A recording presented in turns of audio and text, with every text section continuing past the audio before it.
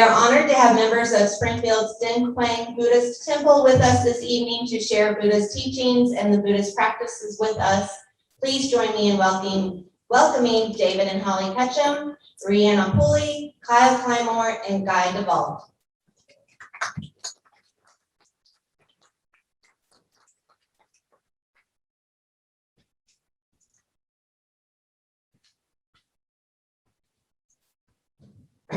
Good evening. I've never used a microphone with a mask on, so this, if I bump into it several times, you'll get the distance right. We're really grateful to be here. I do send greetings from our monastic community at Dinh Quang Temple, Master Tai Chan and Tai Kai, who weren't able to be here tonight. They had some things they had to attend to at another temple in the region. So they say hello, and we were really hoping to feature some of the Vietnamese Buddhist rituals. We have some video for you for that tonight, but they weren't able to be here. So they do send their greetings.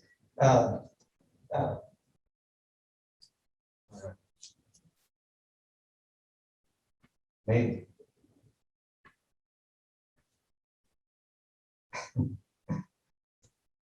Can I manually? All right, I'm going to push buttons on the computer.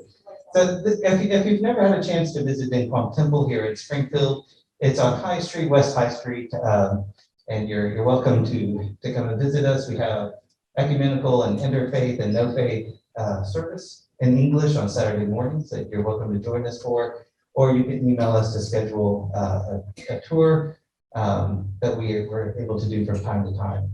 But the temple itself is a gift from the Vietnamese community here in Southwest Missouri, and the temple was completed in 2012. I really invite you, if you're interested in Vietnamese Buddhism in general, to spend some time getting to know the temple. It's a great gift here in Southwest Missouri. It really is like being able to visit Vietnam for the time that you're there. Our focus tonight is on the Buddhist approach to grief and loss. But hopefully you'll recognize a lot of commonalities to your own life, your own faith journey or no faith journey, whatever the case may be. We're trying to bring awareness to some of the ways that Buddhism has created, Buddhist cultures and practices have created opportunities to grieve in a healthy way. Hopefully you'll recognize similarities, and then we can learn from any differences that arise. It's also important to stress here at the beginning that Buddhism, of course, is a huge system of cultures and practices, and what we're able to share with you tonight is only a tiny little bit of a section of that rich tradition. So hopefully some things will connect with you and maybe even inspire some further study on your own. We really do want to focus on practices as well tonight. So before we do anything else, we want to invite you, there was a handout if you'd like to follow along. We've set up what might be a typical ancestor shrine that a person might have at a house. And we're going to do a simple ceremony for remembering the dead. And we'll do that together. You're welcome to follow along.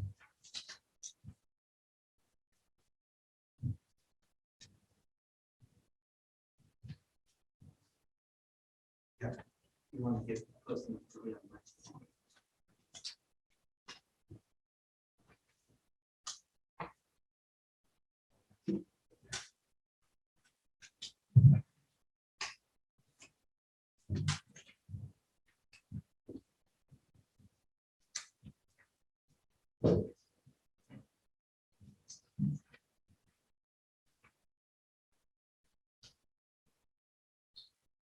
In gratitude, we offer this incense in memory of our loved ones who have passed away.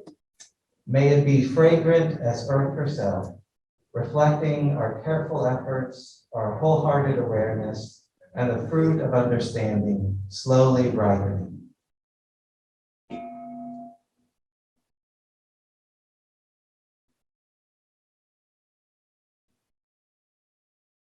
Friends, it is time to bring our loved ones to mind, those who have passed away, and to send the energy of loving kindness and compassion to them. Let us enjoy our breathing for a moment, allowing them to be present with us now.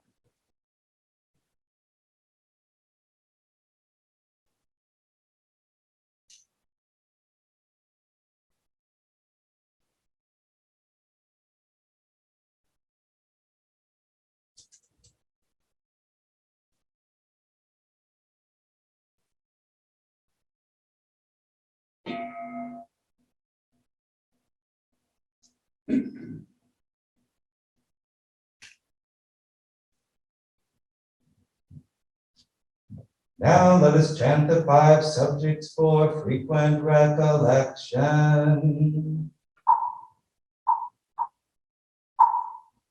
I am of the nature to age. I have not gone beyond aging. I am of the nature to sicken. I have not gone beyond sickness. I am of the nature to die. I have not gone beyond dying. All that is mine, beloved and pleasing, will become otherwise, will become separated from me. I am the owner of my karma, heir to my karma, born of my karma, related to my karma, abide supported by my karma. Whatever karma I shall do, for good or for ill, of that I will be the heir.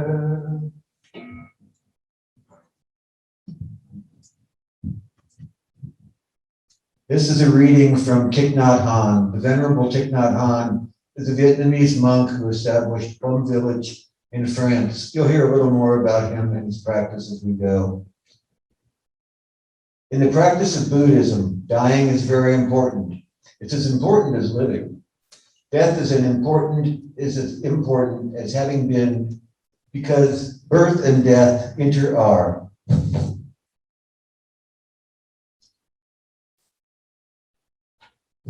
Technical difficulty. Without birth, there could be no death. Without death, there is no birth. Birth and death are very close friends, and collaboration between the two of them is necessary for life to be possible. So do not be afraid of death. Death is just a continuum, and so is birth. At every moment, death is happening in your body. Some cells are dying so other cells can come into life. Death is indispensable to life. If there is no death, there is no birth. Just as there can be no left if there is no right. Don't hope that life will be possible without death. You must accept both of them, birth and death. If you practice well, you can gain deep insight into the ultimate dimension while remaining in touch with the historical or relative dimension. And when you are deeply in touch with the historical dimension, you also touch the ultimate dimension, and you see that your true nature is no birth and no death. Living is a joy.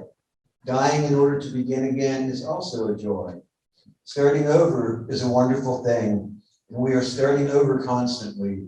Beginning anew is one of our main practices at Plum Village, and we must die every day in order to renew ourselves.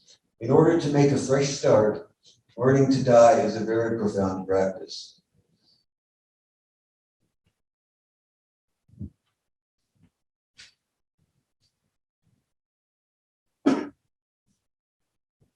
Now let us chant the reflections on a universal well-being. May I abide in well-being, in freedom from affliction, in freedom from hostility, in freedom from ill will, in freedom from anxiety, and may I maintain well-being in myself. May everyone abide in well-being, in freedom from hostility, in freedom from ill will, in freedom from anxiety, and may they maintain well-being in themselves. May all beings be released from all suffering, and may they not be parted from the good fortune they have attained when they act upon intention. All beings are the owners of their action and inherit its results. Their future is born from such action, companion to such action, and its results will be their home. All actions with intention, be they skillful or harmful, of such acts they will be the heirs.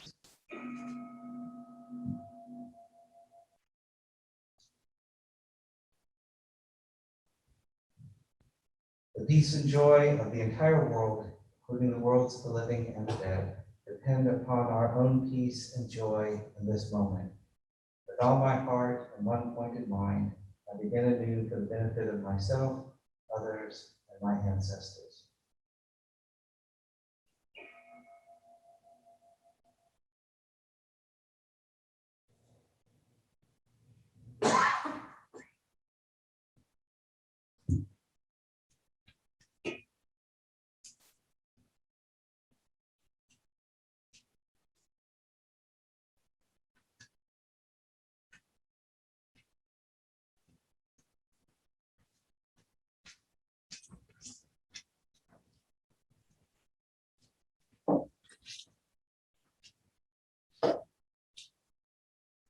We wanted to start there because Buddhist practice is really about embodying the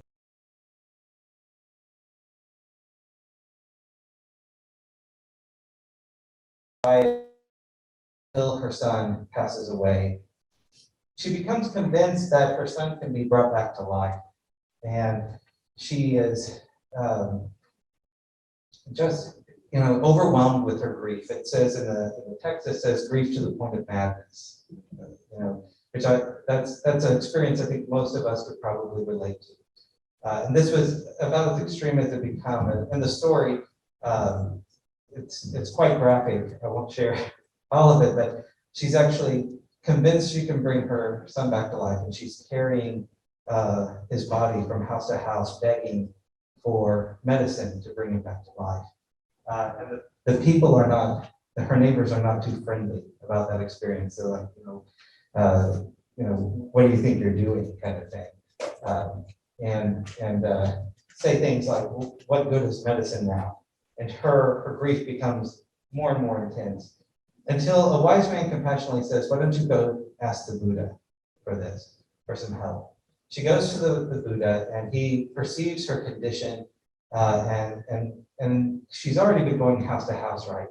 She's wanting to do something. She's wanting something practical to do with her grief. And so he says, when you go to the house, ask for a mustard seed from a family, and then we can get this straightened out. And she thinks, well, that's easy. And the Buddha says, but the mustard seed must come from a family that has never experienced loss. And so she starts going to these houses again, to her neighbors, and says, I need a mustard seed. And they're like, okay. But she says, but but it has to be only from a family that's never experienced loss. And she starts having conversations with her neighbors about their losses. And then that shared experience of grief as she goes from house to house, learning how others have experienced loss, she comes to herself and she's able then to go and bury her son. And in the story, in the text, she actually then goes back to the Buddha and asks to become a monastic and spends the rest of her days practicing closely with the Buddhist teachings. And it becomes a story of hope, of redemption, that she's able to pass through her grief. This is, I think, a good beginning for our reflections on a Buddhist path through grief and loss. And it covers some themes that you'll notice. We might not explicitly name these as we go through the presentation, but you'll probably notice these. The first is the human condition is all beings are subject to death. Well, how do we relate to that reality? That's going to be a big theme of the Buddha. Second, with the reality of grief and how it could lead to either insight or despair. And you could see in the case of Gotami Kisa, where her grief could have destroyed her unless she had found some pathways that supported her to grieve in a healthy way. And the third one is the gift of compassion and supporting one another during grief. And that's a responsibility that we can each have, right? Like in the story I just shared, in the first case, her neighbors were dismissive and just like, what's wrong with you? And I think most of us have been overwhelmed with our own grief, but we've also been overwhelmed with the grief of others at times and not known how to help them. So this theme of how do we have compassion for ourselves and for others during times of grief and loss. And then finally, and related to that, is the role of community in creating customs and cultures that support healthy ways to grieve and care for one another. We want to have these pathways. We don't have to figure it out anew every time we experience loss, but we have these ways that we know this is how we can support each other. And of course, they'll change, they adapt over time, and Buddhism has been a constant experiment in that adaptation, right? That's why you have different traditions, different practices in each culture where Buddhism has gone. And a lot of them are things that other cultures have also developed, right? Lots of similarities. So that's where we're beginning this morning. And I'm going to hand it off to Kyle. We're going to start with those 5 remembrances that we chanted about just a few minutes ago.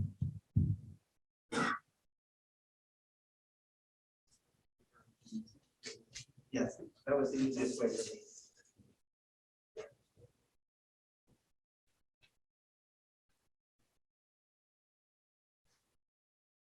So we're going to start with the 5 remembrances. So this is an important Buddhist practice that helps one deal with death,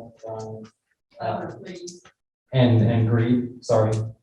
So the first thing we're going to be dealing with is the 5 remembrances. And this is actually found in the Kosala Sutta.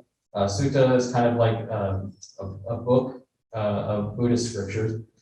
And in the Kosala Sutta, the king Pasenadi is grieving the death of Queen Malika.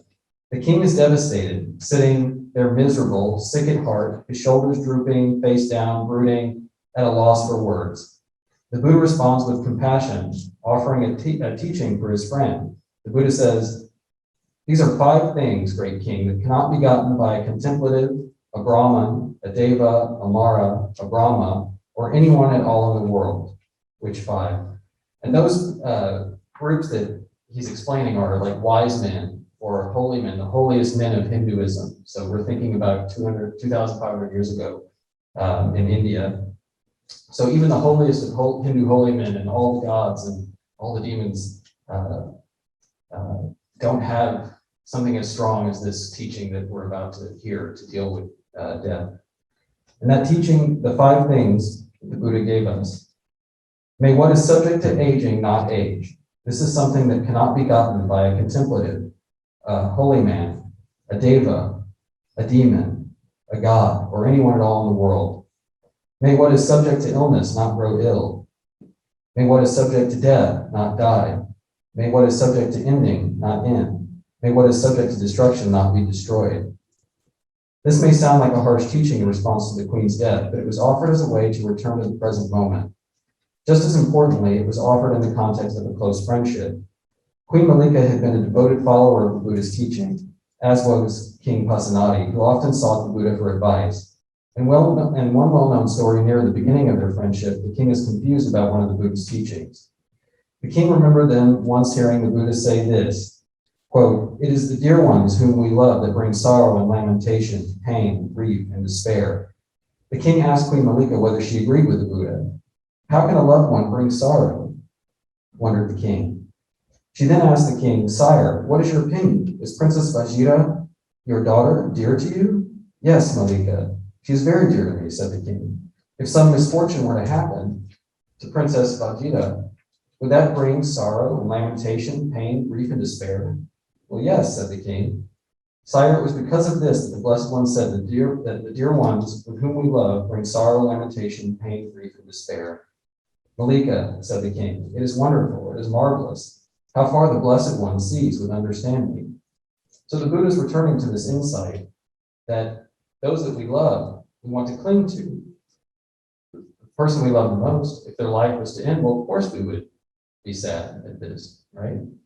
Well, we need to relate to this with a more open mentality, which is what the Buddha is trying to tell us with the 5 remembrances. In the Buddhist practice, the version of this teaching remains the most common, which is called the 5 remembrances in popular parlance. It are these: I am of the nature to age, I have not gone beyond aging. I am the nature to sicken, I have not gone beyond sickness. I am of the nature to die, I have not gone beyond dying. All that is mine, beloved, and pleasing will become otherwise, will become separated from me. I am the owner of my karma, heir to my karma, born of my karma, related to my karma, abide supported by my karma, and whatever karma I shall do, for good or ill, of that I will be the heir. So by regularly chanting, singing, reciting, and otherwise reflecting on these 5 remembrances, encouraged to do so daily, we can train our mind to deal with the reality of death with more wisdom and kindness. Training our minds like this is a key part of Buddhist practice, woven throughout the Eightfold Path. We learn to love with equanimity, free of both indifference and of clinging. This kind of goodwill is called a Brahmi Vihara, a divine abode.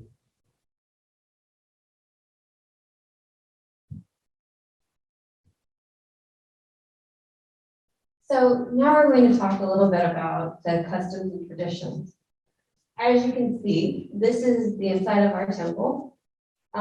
This was on a holiday, and you can see all the monks in all the different robes, different colors indicating different ranks. This is one example of a lot of different varieties of Buddhism. Just as you might walk into a Catholic church versus a Baptist versus a Protestant and experience a completely different situation, you would be finding the same thing if you were to walk into a variety of different Buddhist temples. So I'm going to talk about the kind of customs and traditions that you would experience if you were to enter into a Vietnamese temple, specifically a Vietnamese temple in Springfield, right? So a little bit different than most. So going off of our last section, where the Buddha is actually counseling King Pasenadi, he teaches where and however an aim is accomplished through eulogies, chants, good sayings, donations, and family customs. Follow them diligently there in that way. But if you discern that your own aim or that of others is not gained in this way, acquiesce to the nature of things, unsorrowing with the thought, what important work am I doing now? As I said, there are many different traditions, and each of them would have their own unique customs, sometimes regionally, as well as varying by the different countries that you would be in. In each case, care is taken to make sure that an aim is accomplished. That is, that we are training the mind to more skillfully relate to love, loss, and the grieving process. One of the customs that I have personally felt to be most helpful is the practice of having 7 services once a week for the first 49 days after a person has died. From a faith perspective, the origin of this tradition is in the belief that there can be up to 49 days between death and rebirth. During this time, making prayers, chants, and other offerings aids a loved one's journey. These offerings are repeated after 100 days, then again each year on the anniversary of the death. They're also combined with other habits you'll recognize, such as donating money, time, or other resources to an organization that was meaningful to the person who died. And you'll find some similarities, right, in the way that this grieving process goes through. Numbers are very important when it comes to the Buddhist tradition, as can be seen by the 49 days and the 100-day ceremony. These would be very big ceremonies. From a psychological perspective, the custom provides a powerful opportunity to access community and cultural support for the grieving process. In my personal experience, grief in American culture is expected to be brief, and if it lingers, it is meant to be kept private. Grief is especially not allowed to interfere with work or relationships. In contrast to this privatization of grief, these Buddhist rites offer an opportunity for grief to be fully felt and transformed. You are not expected to get over it, but rather to pass through the process. And as you can see, the shrine would be kept in your home as it's something to look to remember and to remind yourself of, not something to simply walk away from and forget. Does the color yellow have some significance? Yeah, if you're seeing the yellow, it's generally going to be someone in a leadership style. So it's a really great question. In fact, our master, Tai, wanted us to make sure to mention just that the highest monastics wear yellow. So the one in the center, he is the most venerable in the Midwest. Is that correct, David? Yes. Our master, Tai, he's the one sitting in the lower section, actually, all the way in the bottom right corner. So he's the abbot, Master Tai Chan of Dinh Quang Buddhist Temple in Springfield, Missouri. Now, David, you'll see, is wearing brown. And so brown robes are meant for lay people, lay practitioners. And so you'll see them often in gray or brown. So it's a great question. And could you be sure and repeat the questions if the audience asks them like that, so the people can hear the actual question as well? And so the question that was asked for that explanation is, what was the significance of the color of the robes in the image? Thank you. So Rihanna had mentioned rebirth, so death and rebirth in other realms. Okay, so in most Buddhist cosmologies in the Mahayana there are 6 realms of rebirth that you can see in this kind of cycle, this circle on the right side of this slide. So in the top spot at number 1, we have the God realm. So when you were to die, based on your karma, the actions of your life while living, you may end up in the God realm. Okay? Lasts for a very long time. Gods live in the God realm for eons and eons. Plenty of time to practice and work on becoming a Buddha in the God realm. Because of course, even though they're in the God realm, they are not a Buddha. They do not have the enlightenment of a Buddha and the freedom from cyclical rebirth that a Buddha achieves by becoming a Buddha. Below that is the demigod realm, more like petty gods, not the highest forms of gods. And third in that spot are human beings, you and I. This is considered one of the, if not, well, the most advantageous life to be reborn in, section of this cosmology to be reborn in, with the most potential for attaining enlightenment, because you do not have the kind of sensual and never-ending pleasures that a god in the God realm might have that might convince you, oh, I don't need to work on becoming a Buddha and liberating myself from cyclical existence. We have a good mix. I think everybody can relate to that. Lots of pleasures and lots of joys in a human life, but also lots of pain and suffering. So below this, we have the lower realms, the realms of the animals. These are the realms that are not as advantageous to becoming enlightened. Like we have the animal realm, just below humans, the hungry ghost realm, which we'll be talking more about, and relates more to the temple practices and ceremonies that take place at our temple. And then the hell being realm at the lowest level, beings that opposite the gods are reborn in a hell realm of suffering and pain, similar to what you might know if you were raised in a Christian tradition, suffering and punishment and things as a result of karma. Now, the hungry ghosts are kind of between that hell realm and the human realm. So this is more of like a soul that can't move anywhere. It's kind of stuck in a limbo situation. Maybe there was a clinging or something in life that created a situation where the soul is kind of stuck and unable to move down into a lower realm or higher up in a other realm, or even being reborn as a human or an animal. And so hungry ghosts are often described as having huge distended bellies and really tiny mounds so small, as small as a grain of rice, unable to take in any food. And so that's why they're hungry, and that inability to eat causes them clinging. Oh, I'm so starved, I need more food, but I can't eat. You know, that kind of terrible clinging that would occur from being stuck in that situation. And so later on in the presentation, we'll describe ceremonies that take place at our temple that are actually directed towards the hungry ghosts of this planet in a way to try to liberate them and help them out of that section of this circle into a better section, maybe one where they're a human being and can focus on practicing. Before we get there, we're going to talk about another sutra. This is the Buddha speaks on Ulambana Sutra. So this relates to the Ulambana ancestor ceremony that was mentioned, and is the yearly, one of the three major festivals that occurs at the Buddhist temple. This one dedicated to ancestor veneration. And it comes from a sutra called the Buddha Speaks, the Ulambana Sutra.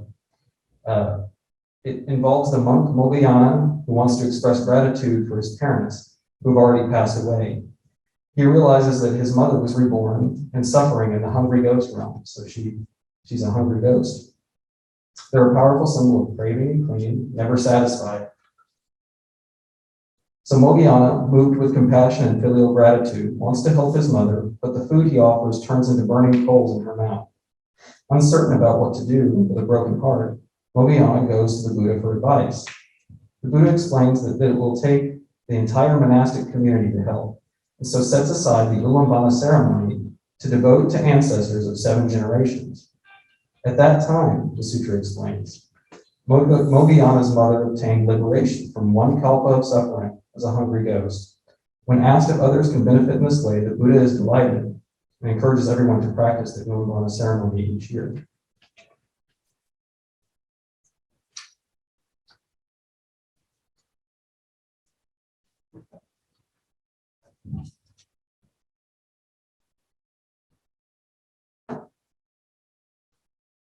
So if you would happen to come to Ulambana ceremony at Quang Temple, there are several things you would see that come out of that story. One of them is uniquely Vietnamese. Oh, but not there yet. This is we want to give you a taste of what it would sound like to hear the Vietnamese chanting, because I find it quite beautiful.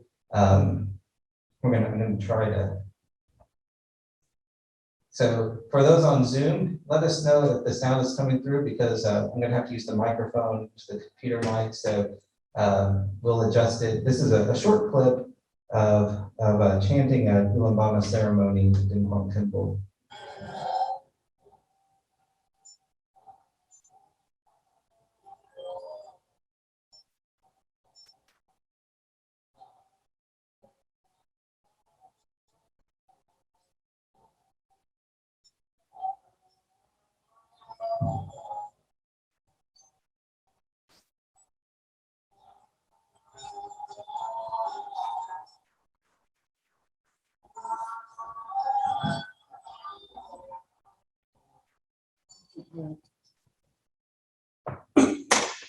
I don't know if I had the microphone at the right place on the speakers, since they said that the audio wasn't coming through very well.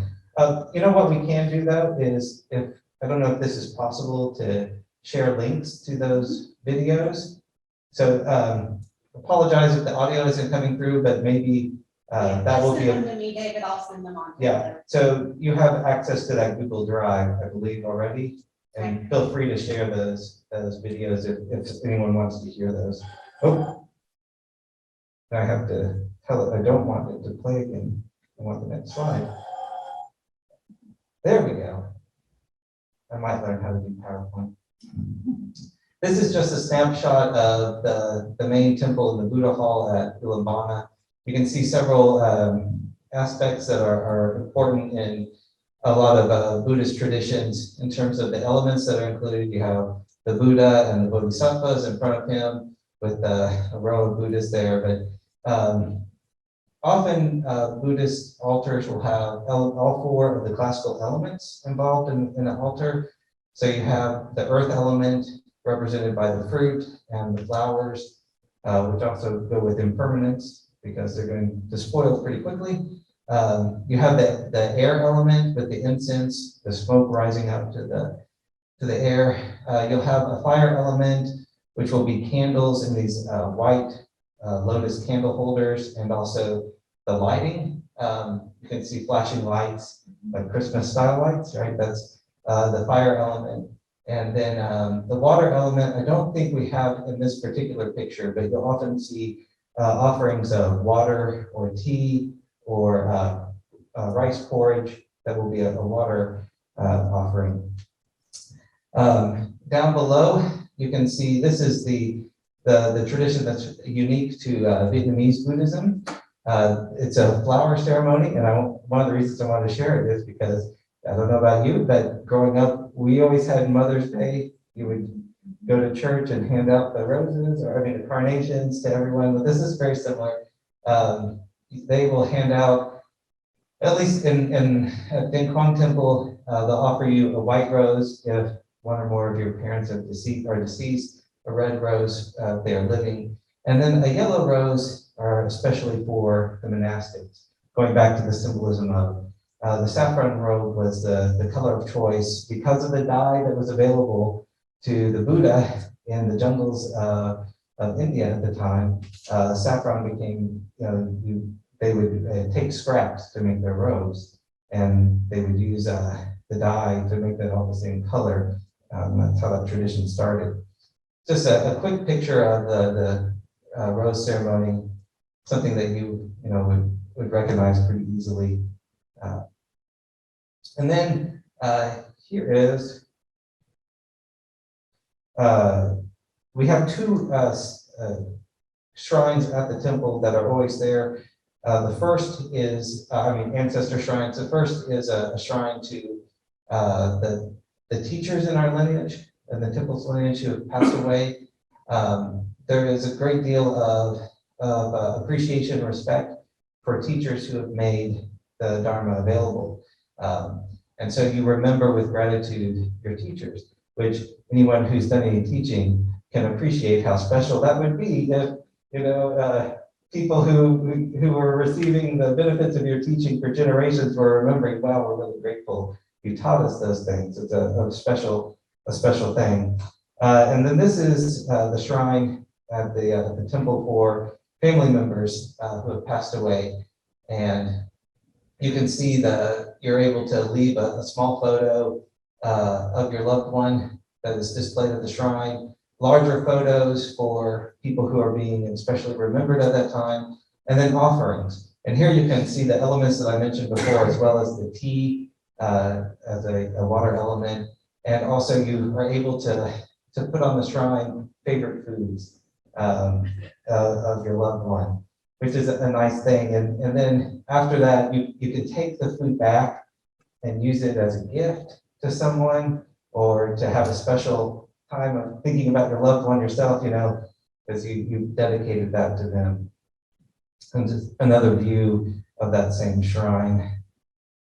This is a short video of an ancestor remembrance. this would be similar to what we did at the beginning of the presentation tonight, only specifically for the Vietnamese community. And you're going to see a lot more of those religious and cultural elements involved, as well as the tea offering that's made during the middle of it. This is about a minute and a half. Again, I apologize if the audio doesn't come through, and we will make this available if you want to watch it again later.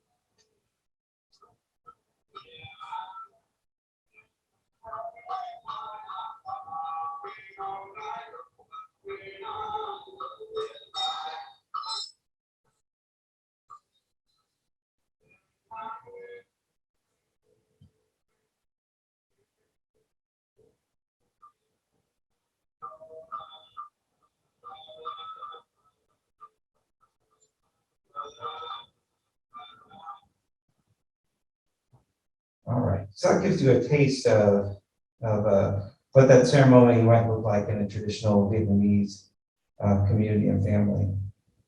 Oh, there we go. And the final part of that, it's actually quite a long celebration for Ulambana, and the final part of it is the Hungry Ghost ceremony.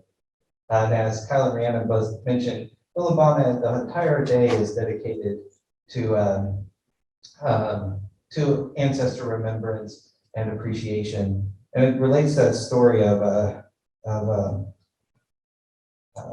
Mogiyama trying to help his mother. Trying to pay attention quickly to time and also sync up my slides. So this is the Hungry Ghost Shrine at Dinh Quang Temple. And you'll see a pretty terrifying aspect here. This is called Blazing Face Bodhisattva. It's the same, it's actually one of the aspects that Avalokiteshvara Quang Yin takes, and that a beautiful statue. We have some little business cards back there. They're not business cards. They're there's one with a reclining Buddha when he's dying.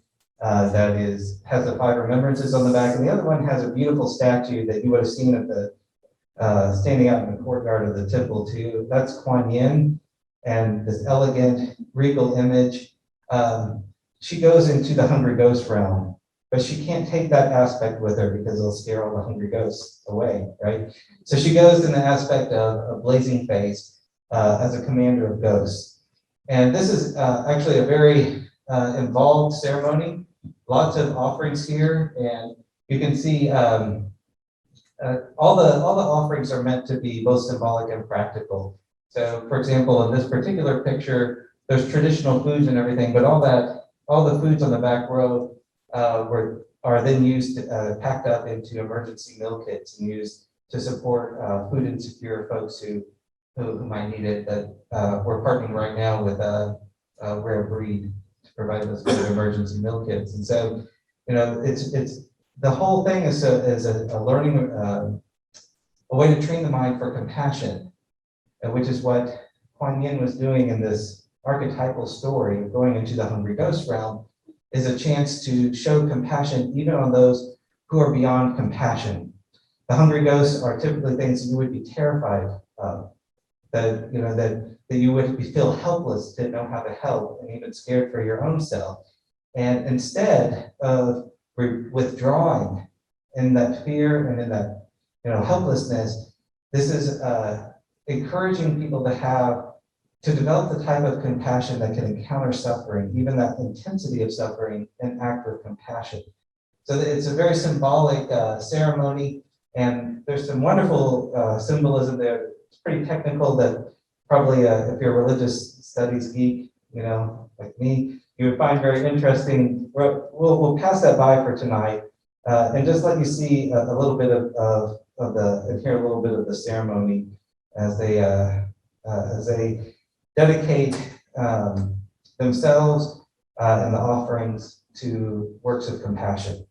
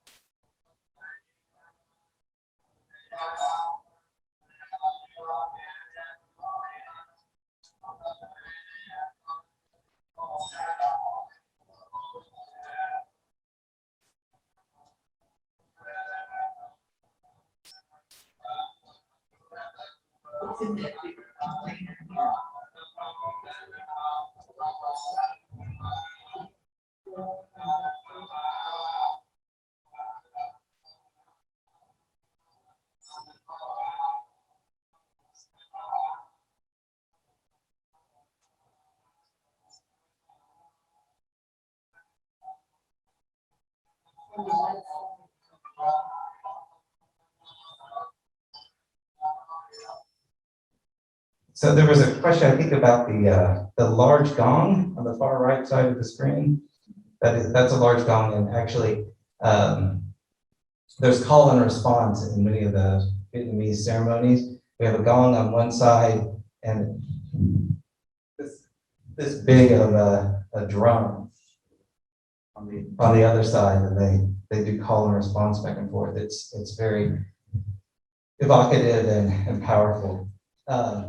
So that's just a taste of the Ulambana ceremony. I did want to mention, at least briefly, this how this connects for me personally from a more modern and psychosocial perspective. When Kyle was talking about the story of Mobiana, and the Buddha says you can do this ceremony every year, and it can benefit up to 7 generations. It's always stuck with me really strongly as maybe anticipating what we understand now about like generational and intergenerational trauma, as a way of being able to deal honestly with the pain in our family systems and in our histories, our collective society. Mobiana felt, he wanted to do something to bring relief to his mom. And he couldn't do it, no matter how hard he tried, he couldn't do anything. It's a really powerful image of going to her with food and it becomes hot coals in her mouth. And for anyone who has experienced that kind of generational trauma, I think you can recognize some of those experiences in these stories about we feel the pain. And the easiest thing to do is just to repress it or suppress it and pretend like it's not there. And I feel like, at least for me personally, the story of Ulambana Sutra, with Mobiana, anticipates this idea that we have to be able to look with honesty and with compassion on the wounds that become part of our families, that go across generations even. And oftentimes that can even be rooted in grief, the way our family systems develop and everything. So I just was going to mention a few things like that. And, there's a quote from Elizabeth Dixon. Oops, we're not ready for that. And she wrote an article for APA, Breaking the Chains of Generational Trauma. She said, transgenerational trauma refers to a type of trauma that does not end with the individual. Instead, it lingers and gnaws through one generation to the next. Families with a history of unresolved trauma, depression, anxiety, and addiction may continue to pass maladaptive coping strategies and distrustful views of life on the future generations. In this way, one can repeat the same patterns and attitudes of former generations, regardless of whether they're healthy or not. I feel like, for me personally, these kinds of practices are a very real way of translating that kind of grief, in cooperation, of course, with your medical providers and everything, right? But give us some community pathways to support one another, to actually be able to transform those patterns in ourselves and others, where like Mogayana, we can look at those things and feel distressed and absolutely helpless. But through some community practices of grief, and through things like this, like being able to translate our helplessness into offerings for people who need a little extra help with food, or translate our grief and our helplessness into some other aspiration for compassion. It really helps us, again, using Elizabeth Dixon's words, recreate a new narrative that you want your children to embody and believe about their family, themselves, and the world. Rather than getting stuck in that shame, powerlessness, or anger that easily can overwhelm us, we have a pathway to heal and to transform that suffering. And then we have one, are we okay on time?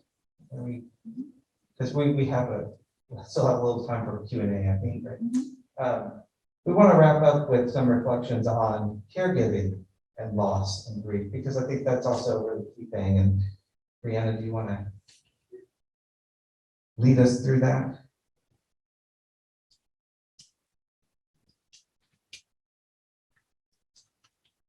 As you might expect at this point, we've talked about the approach towards death specifically. One of the things that is very important in many Buddhist societies, and is something that the Buddha talked about, was the approach to illness and death.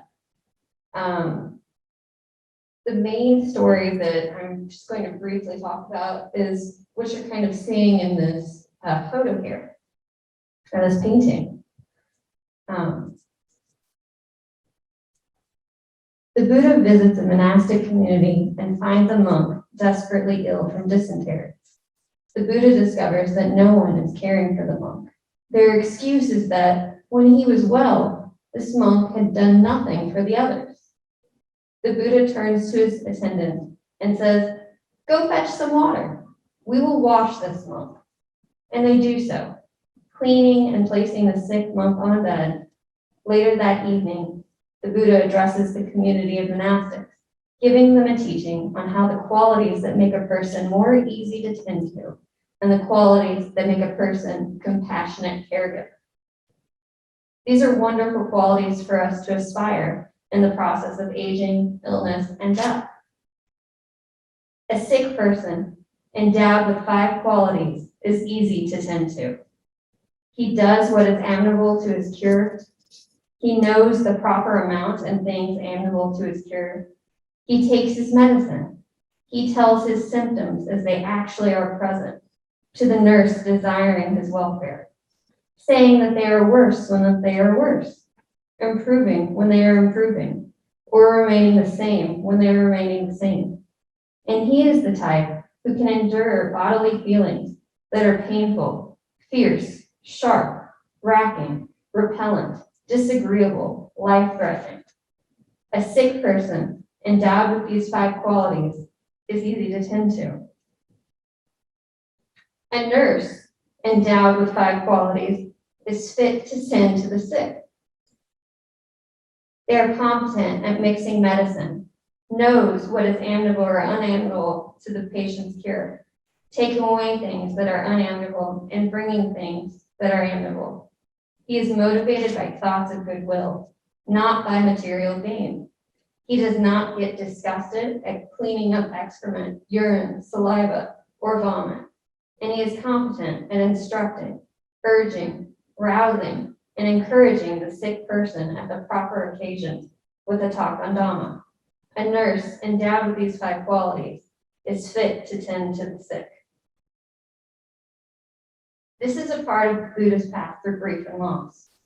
When we experience aging, illness, and the dying process, we cultivate a mindful, honest awareness of the body. We offer kindness and goodwill to ourselves without ignoring or diminishing the pain. We gratefully receive the generosity of others in helping us care for ourselves, and we participate as fully as we can in that care. When we care for others, we do so with attention and kindness, We do so with goodwill and generosity rather than for gain. We tend to the practice of grief as we would tend to the Buddha himself. As the Buddha taught, if you don't tend to one another, who then will tend to you? Whoever would tend to me should tend to the sick.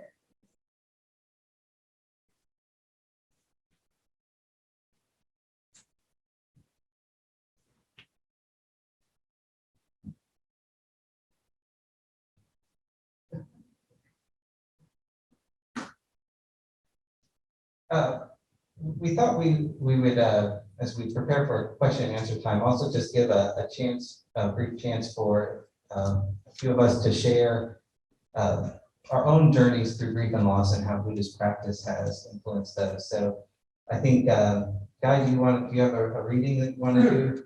Yes. Can you hear me without a microphone? Okay. This is a reading from a book written by my Buddhist teacher, Thich Nhat Hanh. And the book is called Peace is Every Step. And it's on a Buddhist perspective of seeing. So if you'll bear with me.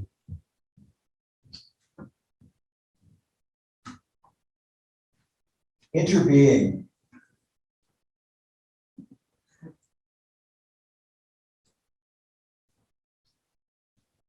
If you are a poet, you will see clearly that there is a cloud floating in this sheet of paper.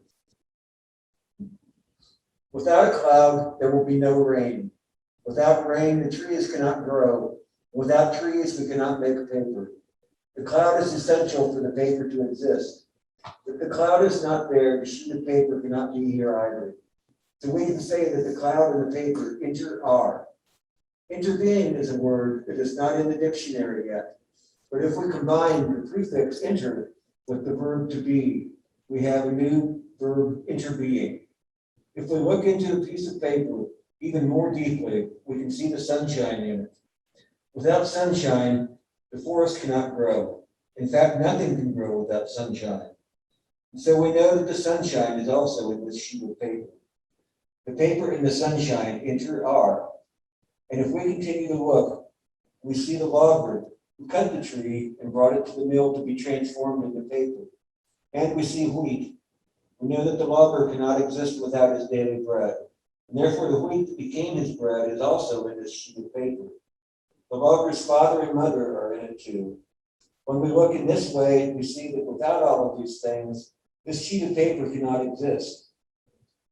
Looking even more deeply, we can see, because we look at this sheet of paper, and it is part of our perception. Your mind is in here and my mind is in here. So we can say that everything is in here in this piece of paper. We cannot point out one thing that is not here.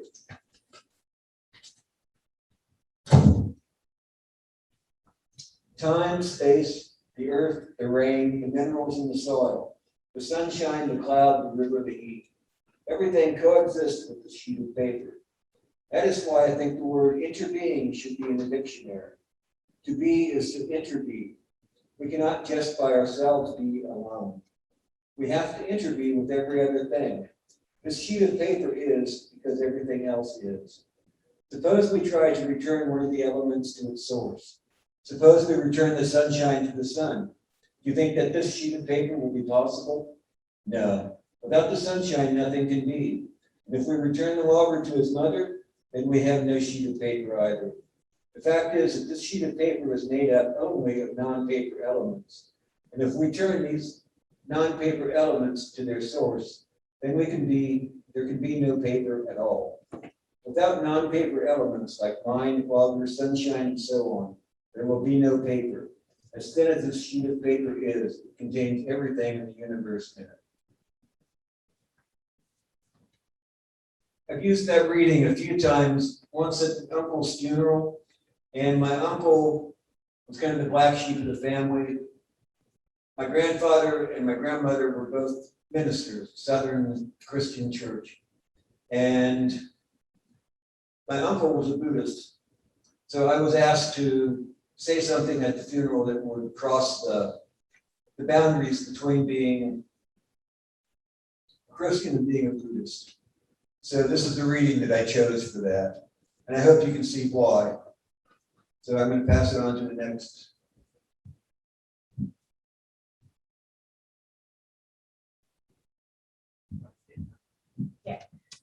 So I'll go next because for ways that Buddhist practices have helped me with grief and loss, the concept of interbeing was actually really crucial for that. The time where I first started looking at Buddhist teachings around grief and loss was after having a miscarriage, and I was having a lot of grief, and that concept of interbeing and the concepts that they used in that ceremony earlier where it talks about how both birth and death are necessary and they inter-are was really helpful. And as morbid as it may sound, I found a great deal of comfort at the thought that this fetus that I had buried in the ground was going to decompose and worms are going to eat it and birds are going to eat the worms, and it was going to be recycled as part of the cycle of life. Which I know that sounds kind of creepy or something, but that was very comforting to me, to know that it wasn't lost, it was becoming part of life that was continuing. And then the other part of the practices that was helpful to me during that time was that concept of that mindfulness and being in the present moment. I had a lot of catastrophizing thoughts at the time. I was scared of losing everyone else in my life, and so every time I'm married to David. Every time David would leave to go somewhere, my brain is racing ahead a million miles, and I'm, have them in the middle of a fiery car wreck and they're never coming home.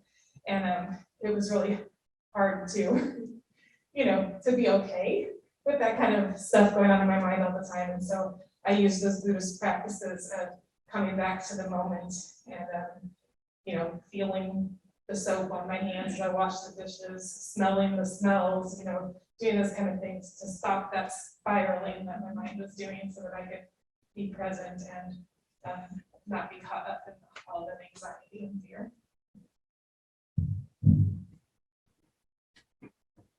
So I'll share quickly. So the ways in which Buddhist practice has helped me through my own grief and loss. Within the last couple of years, both of my parents have passed away. First, it was my mother in 2019 from a long-term illness, and my dad in 2020 of a sudden illness. But the 5 remembrances that I presented about earlier, that was the practice I used for dealing with my mother. So she had a chronic illness, it was a long-term illness, and so there was time to prepare and consider what death would mean. And so I found the 5 remembrances a very helpful way to work with this inevitability in a compassionate way. It's not unrealistic. This is a body. It's subject to die. It's subject to be ill. It's subject to age. I mean, it's an affirming practice for me, and reminding me of the nature of what it is to be a human being, to have a body that will not last forever. We know this. And so I use that practice a lot with my mother, and I found it very helpful for dealing with conflicts. Now, in the case with my father, sudden passing, right? The Ulambana ceremony and the temple ceremonies, the Ancestor shrine, I found that to be the practice that helped me most in that case. So in the case of him, there was no, not really any way to prepare for something so random, right? Of course, the 5 remembrances had helped with that, because again, this is the body. The body may die suddenly. It may ail for a long period of time. We don't really know what may happen. So we want to be prepared in some sense. But with the shock that you may have experienced too in your life of having a sudden passing, something like this altar, where you can put a picture of your loved one and have an actual physical place for remembering that person in relationship to healthy and compassionate practices. Not necessarily things we might be subject to do ourselves. For instance, we might fall into grief, just an abyss of grief, and not be able to pull ourselves out of it. Oh, this is so awful to be a human being, and people just die suddenly, and oh, it's not fair, it's terrible. This kind of thing might help you avoid getting into that kind of negative loop that you might be inclined to be in when experiencing such a sudden loss. A way to frame and having a physical place for your grief, right? To work with it in a compassionate way, one where it's going to be directed by positive remembrances, right? Positive practices, not spirals of these things. And to relate to those spirals too. So you find yourself in front of your altar, maybe you are in one of those fits of spiraling depression. Well, let's sit here for a while with that depression. Let's watch it come into being. Let's watch it disappear. Okay, I sit long enough and I feel better now. Oh, I'm remembering good things. Oh, I'm remembering that. It's okay. It's just a place to deal with that, right? To give structure to these experiences in a positive way.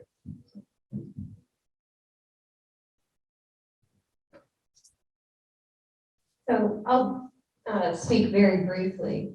My experience happened with a family member, a very young family member who died very suddenly. No one expected it, including him. And it brought a lot of pain, especially to his parents who were having to bury a very young child. I know in my heart the fear and the pain that he must have been experiencing in that time. It's something that I still sit with.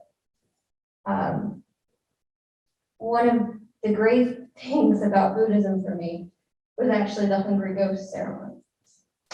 The hungry ghost ceremony is made for spirits who maybe weren't ready, right? For some reason they were here. Something sudden happened. You might never be ready for that, but whenever it happened, and there seems to be no reason, and you worry about them. I worried about where he was. He came from a Catholic background, and also fell into some Buddhist practices. So this idea of, was he lost? And for me, the hungry ghost ceremony, inviting in these spirits that might be lost, these people that might be out there, the idea that we forget about loved ones. But even if you do, even if that family line is gone, there are a bunch of people somewhere hoping and praying for these people, hoping that they find some comfort, some peace. And one of those things is I thought about my relative, and I hoped that if he was one of those spirits, that he would in fact find some peace, because there were plenty of people out there hoping for it. So hopefully, if anybody has been through that, know that there are people out there praying for them and hoping they do find that peace and that joy. So thank you.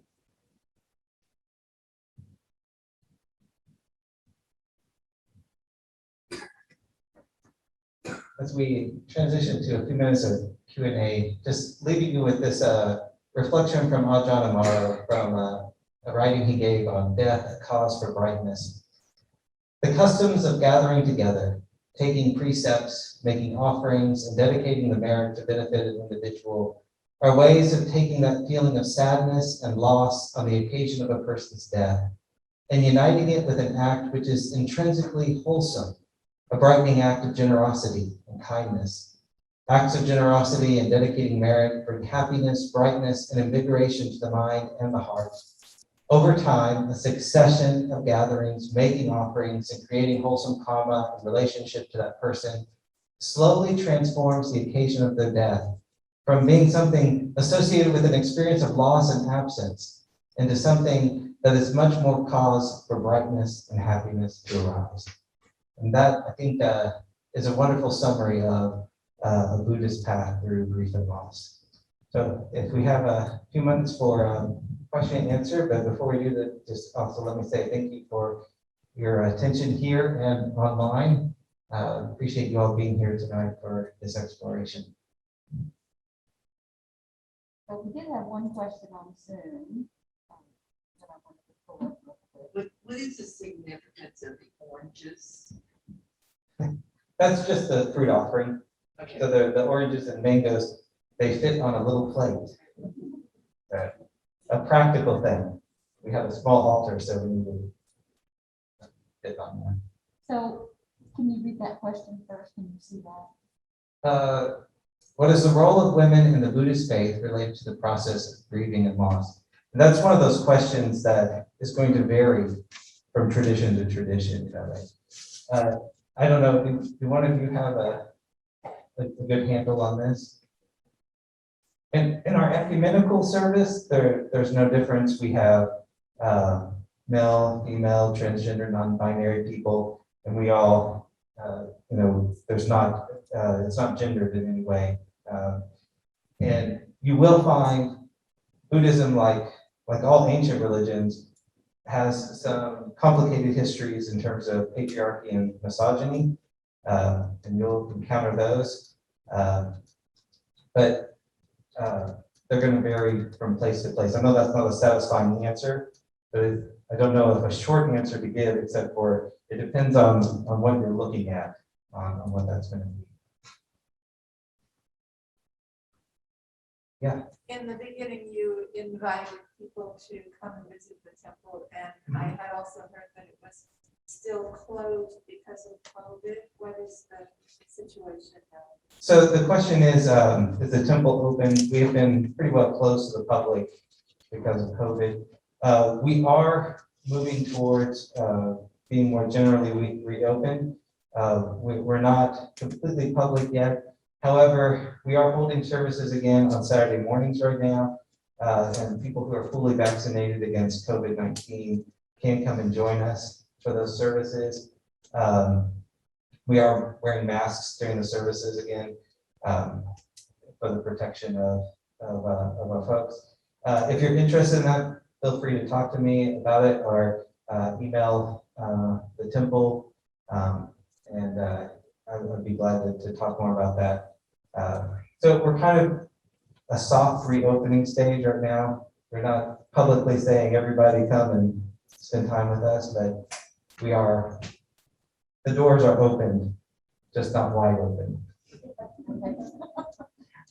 Yes. Are there any more handouts? The question was, are there more handouts? And we do have the ceremony was the only real handout.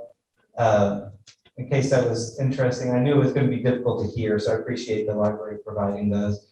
And we also have those little cards if you want to have a little bookmark. They're good bookmarks. Any other questions? Are you ready to go back out into the rain?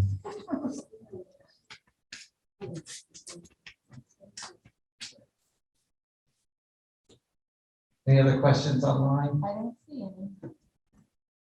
All right. So look at that. We even finished before 7:30.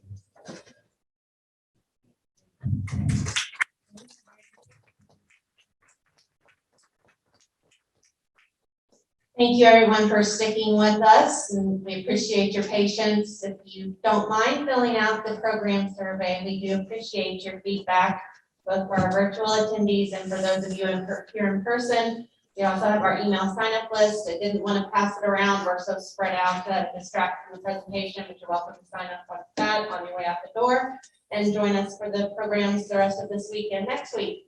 Thank you all for coming. Have a safe trip home.